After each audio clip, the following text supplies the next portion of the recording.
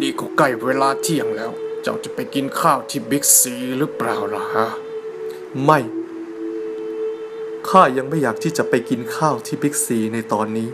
เพราะว่าเคยมีคนแกล้งข้าไว้และโกงเงินข้าที่นั่นเขาโกงเงินท่านยังไงก็เพราะว่าเขาซื้อก๋วยเตี๋ยวไปถุงละ20 บาท2 ถุงเอาไปพร้อมกับเงิน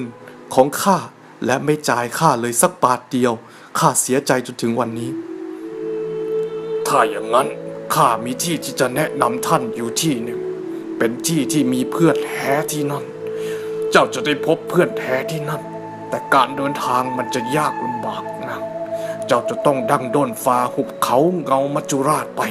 เพื่อที่เจ้าจะได้พบเพื่อนแล้วที่ไหนที่ข้าจะพบเพื่อนที่นั่น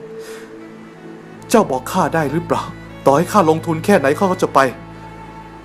เพราะว่าข้าเสียใจกับที่ต้องโดนเพื่อนกันแกล้งมามากมายได้โปรดเถอะแกนดัฟได้โปรดบอกข้าทีขอแต่เพียงเจ้าบอกข้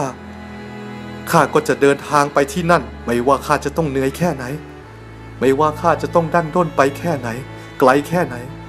ข้าก็จะไปที่นั่นเจ้าบอกสถานที่ได้ไหมว่าที่นั่นมันชื่ออะไรที่นั่นชื่อว่าโรงเรียนดนตรียามาอ๋ออย่างนั้นเหรอข้าเคยได้ยินชื่อเสียงอันโด่งดังที่นั่นมีเพื่อนมากมายเป็นเพื่อนที่ดีและชอบกินกาแฟด้วยนะ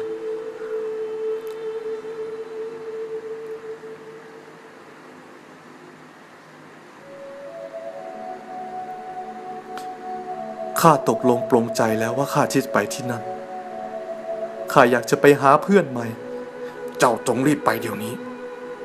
ก่อนที่ฟ้าจะสางเจ้าจะต้องออกรถไปได้เลยแกนดับข้าจะไปหาคุณครูยิมที่นั่นข้าจะพบอย่ารอช้าเชียวล่ะ